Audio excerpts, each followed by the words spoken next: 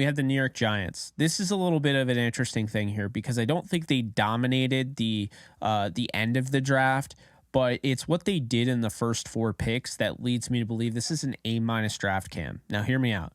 They go out and they get Deontay Banks. All right. Banks is a freak. Like, he's an athletic freak. He's going to work out very well, I think. He instantly starts on that defense. You have him, you have Adoree Jackson, you have Darnay Holmes. Okay. Darnay Holmes helps you in the slot out of UCLA. You get Banks out of Maryland, and you have Adoree Jackson out of USC.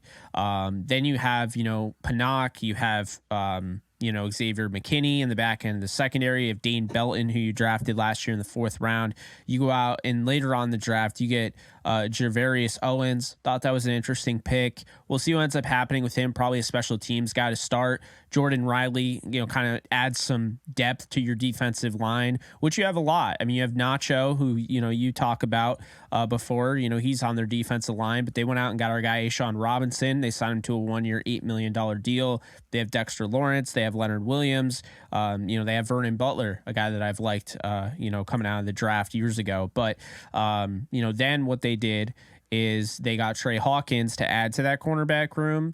But those are the earlier picks. I'm talking Banks, 24th overall. Love that pick. I think day one, he's somebody that might even be able to be used in return game, because I think he's just such an athletic specimen that, he could help you there. Then you have John Michael Schmitz. Now, this is a guy that you brought up. They also have J.C. Hassenauer from Pittsburgh. Now, the thing I like about this pick is they have Glowinski, they have Evan Neal, they have Andrew Thomas, they have Bredesen. They added John Michael Schmitz, and now it's like they don't have any needs on their offensive line. They got their center of the future. I think he's ready to start day one. So they get him at 57. Was he my top center? No, but this is a great pick. So Banks is a great pick. John Michael Schmitz is a great pick. Then they go out and get my number 1 wide receiver at pick 73. They trade up to get him with the Rams, Jalen Hyatt. And I love this pick. And the reason why I love this pick is because they have a bunch of guys that are just role players in this wide receiver room. I mean, let's be honest. They have a lot of interesting talents. You look at the way Isaiah Hodgins, played down the stretch last year. Former Buffalo guy, goes with the Buffalo guy, there. And he ends up making an impact and was huge down the stretch. You also have Paris Campbell, who you signed. He's like your free agent piece there. You have Darius Slayton, who you brought back. He's kind of your deep threat. You have Sterling Shepard still there. Everyone forgets about him. They spent a second last year on Wan'Dale Robinson. They got Jamison Crowder, who I mentioned earlier, that Josh Downs compared to. They have Colin Johnson. They have Jeff Smith, who I really liked with the Jets. A really good special teamer, and he got a chance to play last year. They have David Sills. They have Bryce Ford Wheaton, who they added in UDFA that people are talking about. Jaden Mickens, Mekhi Polk. So they have a lot of these guys, right? Who's going to emerge? And when I look at Jalen Hyatt going into this offense, he immediately becomes a starting wide receiver. I think the way I would have it is that Sterling Shepard's been through the ringer with those injuries. I'm not willing to say that Sterling Shepard comes back 100%. And I'm saying after he's finished all his rehab, I'm not willing to say he's the 100% same player. So when I look at it, my starters would be Isaiah Hodgins on the outside, Jalen Hyatt on the other side, and then I would have Paris Campbell or Darius Slayton, kind of rotate in and out in the slot. And being able to have a guy like Hyatt who has that 4.3 game-breaking speed, he has the fastest straight line speed in the college football, won the Biletnikoff. To get him in the 3rd round because there were some teams that were turned off by, I guess, his confidence, how he carries himself or whatever. Giants will take that to the bank because they did not get a ton of help for Daniel Jones in the offseason. Going out and getting Paris Campbell, I mean, you could look at that like, oh, that's a big deal. And sorry, I forgot about Wan'Dale Robinson. He definitely would be in the mix to be the slot guy. But the point is, going out and getting Paris Campbell, okay, cool. But Paris Campbell was a bust. That's what he was. He didn't pan out with the Colts. He was a guy that was constantly, there was constantly excuses being made about him. Oh, well, when he's healthy, but he's never healthy, and he just didn't work out. So we don't know what Paris Campbell's going to be. I have more confidence that Wan'Dale Robinson will be something more than Paris Campbell.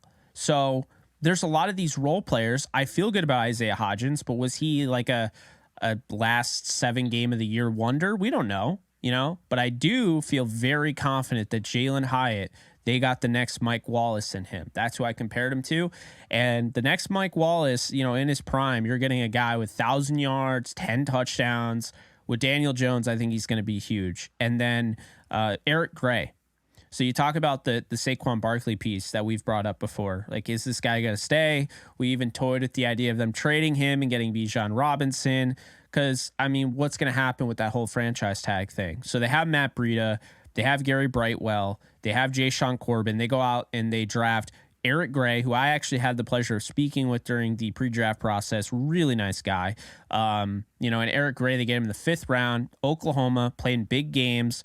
Wore that number 0 that I always rave about.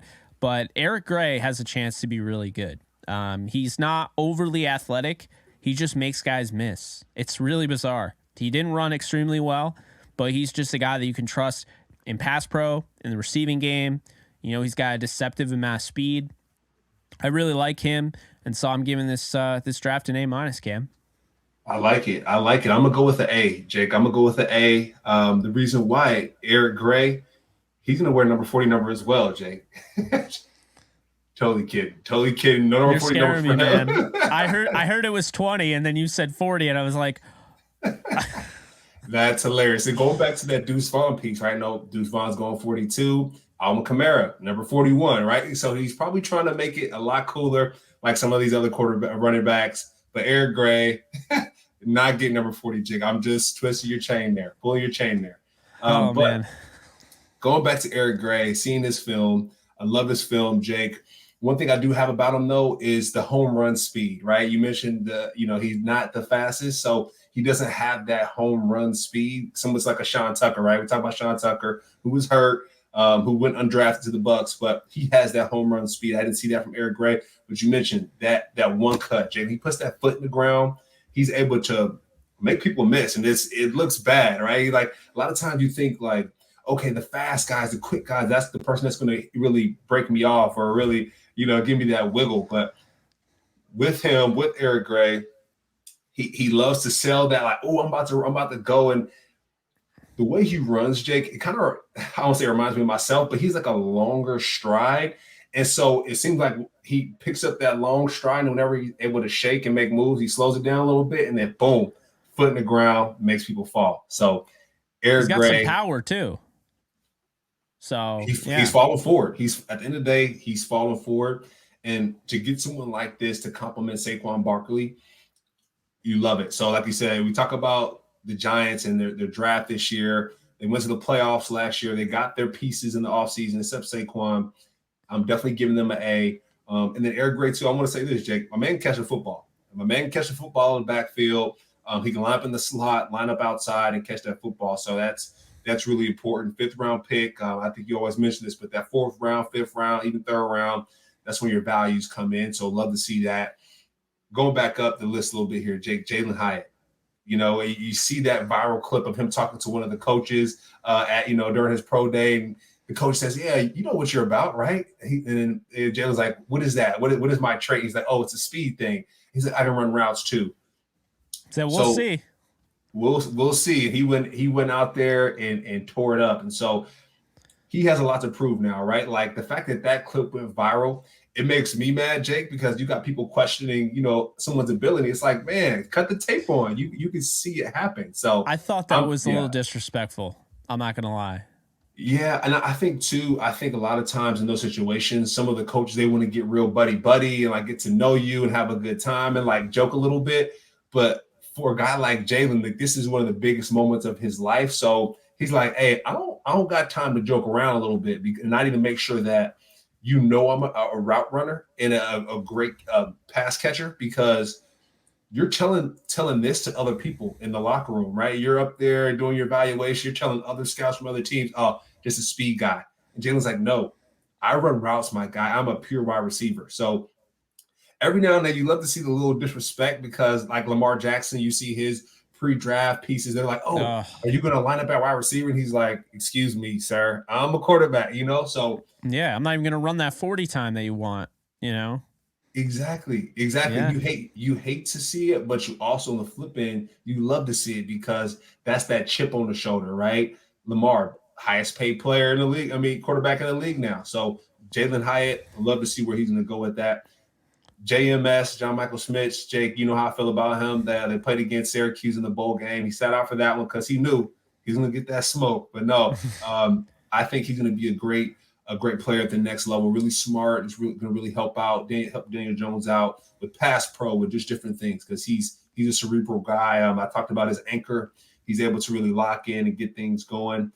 So he'll do well at the next level. And then Deonte Banks, Jake, them picking him up at the first round, 4.340. I mean, just, you know, the reason why I talk about the 40 a lot, and a lot of times I talk about some of these players, is a lot of times in these war rooms, if you ever go into a football building, a lot of times in these rooms, some of these coaches, they'll have all the players lined up, and a lot of times by these players' names, of course, you have your position, but the first thing is that height, that weight, and that 40. Not how many tackles you had last year, not X, Y, and Z, but that height, that weight, and that 40. So that 40 is going to stick with these players for a long time. So to see a guy like Deonte Banks run that 4.3, you love to see it. And as a quarterback, you should be running a 4.3, Jake, because if you run a 4.4, 4.5, you're in trouble. So New York Giants, I love what they did here in the draft. They got Daniel Jones locked in. They got some receivers, a center, running back around them. So, hey, let's see how things go this season. Can they make it to the playoffs again? Can they make a longer run? What does that look like? No, I hear you. You know, I think going back to the Jalen Hyatt piece, you know, this is somebody that I think fell because, I mean, if you want my honest opinion, I think some of the coaches and scouts were turned off by his confidence. And I mean, I don't think it's fair, but I think that's what it is. I mean, this is somebody that was widely regarded as, you know, an in your face, I'm this good type of guy. And if he's backing up, I don't see the issue. If he's putting in the work, I don't see the issue. And I think he has every right to feel like it's him against the world, because I mean, he should have gone in the first round. I'm going to be honest with you. He was a first round talent. It wasn't a great wide receiver class. He's not just speed. Like, you can tell he has the desire to run routes. And at Tennessee, they don't even play a normal offense. They didn't ask him to. So how is that his fault? Then in the limited opportunities he has to show some route running ability, he does. He shows the quick out of his breaks. And, you know, he wasn't your Darius Hayward-Bay. He wasn't a Ted Ginn Jr. I feel like that was really probably what pissed him off, because you instantly, you have this straight line speed and now it's used against you, right? Ted Ginn went, top 10, Darius Hayward-Bay went 8th overall. I mean, I'm not those guys. I can offer more than just running straight down the field. I'm not just a track star. Yeah. I won the Blitnikoff. I mean, for Christ's sakes, so it's like, I think put some respect to my name. So I totally get it. I mean, if Jalen Hyatt was upset and that's why he fell in the process, then the Giants won. And I think he won because he gets to go to an offense where he can not only be the guy, but he also has other guys there that can, maybe take some double team pressure off him. And that speed is only going to make everyone around him better when you're in the same offense as, say, a Saquon Barkley.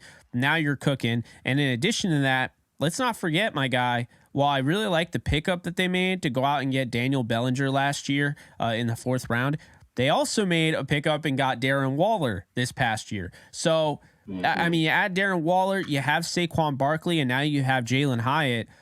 Fireworks in this Giants offense. I think it's really possible you could be seeing that. I think if Jalen Hyatt steps up and he becomes the player that I think he's going to be, and if you get the contributions out of Isaiah Hodgins again this next year, and he looks the same as he did at the end of last year, then you have Wan'Dale Robinson in the slot. Man, I mean, Robinson was a 2nd rounder, and almost like 75 to 80% of Will Levis's production in his best season was Wan'Dale Robinson. So he's a guy I don't want to forget about, because I think he's being slept on, and I'm excited about his ability. I think he has a chance to be really good in this league. But so you have an A, I have an A- for the Giants.